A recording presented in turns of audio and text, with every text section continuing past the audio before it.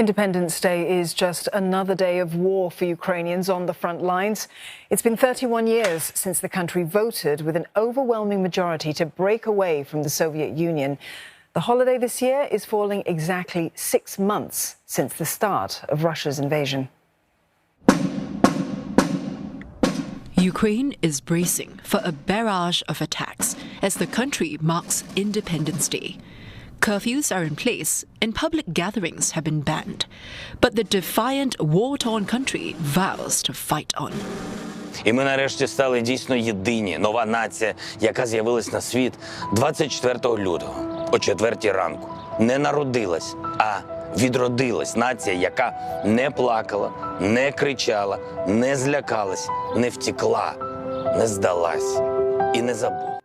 Instead of attending a celebratory parade, President Volodymyr Zelenskyy stood in Kyiv's square, where the remains of battered and burnt Russian armoured vehicles have been lined up. Ми об'єднались з Днем Незалежності України. Слава Україні! That is not what Moscow expected to see after it landed paratroopers in the capital 6 months ago. Russia was hoping to take Ukraine in a matter of days, just as it did when it annexed Crimea from the nation in 2014.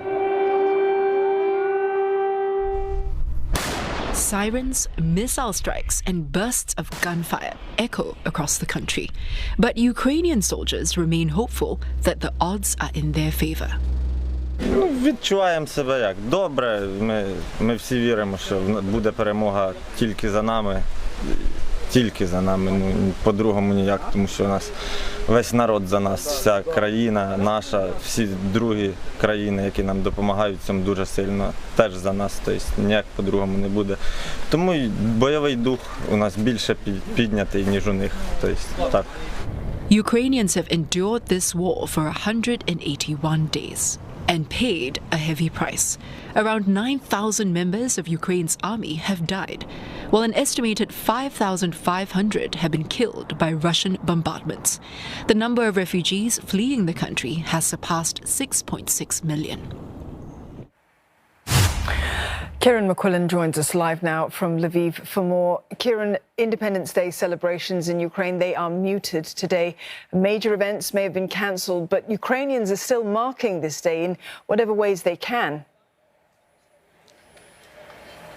Yes, indeed. There would have been a large military parade today in Kyiv. There would have been a parade here in Lviv as well. But as you can see behind me, there are some Ukrainians out on the streets wearing the national colours, wearing their national costumes as they come and look at this military parade of sorts. These are Russian tanks salvaged from the battlefields around Kyiv and around Bucha, and they're on display here as part of these National Day celebrations. Now, you know, there was a sense that Russia would use these anniversaries as an attempt to launch multiple strikes at this country. And indeed, you know, we have heard of some shelling along some of the front lines in the cities of Dnipro, in Zaporizhzhia, and down there near that nuclear power plant of Zaporizhzhia, just across the river in Nikopol. We've had a couple of air raid sirens here as well in Lviv, and they've rung out across the entire country. But there also is a sense of confidence here amongst the Ukrainians that I've spoken to, a sense that the war is possibly going in their favour. And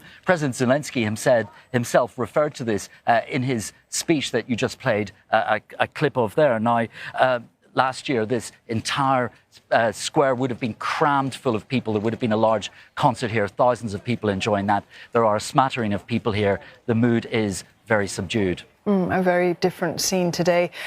Kieran, what Russia wanted was a quick victory in all this, but it's become this slow, grinding war of attrition, thousands dead on both sides.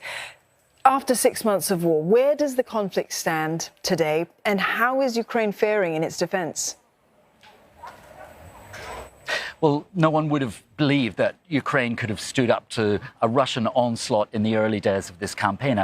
An army 5 times the size of the Ukrainian military. But they've been preparing for this since 2014, because when the Russians came in here in that initial incursion and annexed the Crimea Peninsula, the Ukrainian military felt that something was coming, and they have been using that time to prepare. And that's why we've seen the stalled attempt by the Russians. They, in fact, 5 months ago announced this pivot to the Donbass. They still have 45% of the Donetsk region to conquer. They have claimed the entire Luhansk region. But the truth is that all along this 800-kilometer or so front line from the outskirts of Kyiv in the north to the occupied city of Kherson in the south, there are just daily incremental shifts in the battle lines, and there seems to be some stalling of that offensive on the Russian side.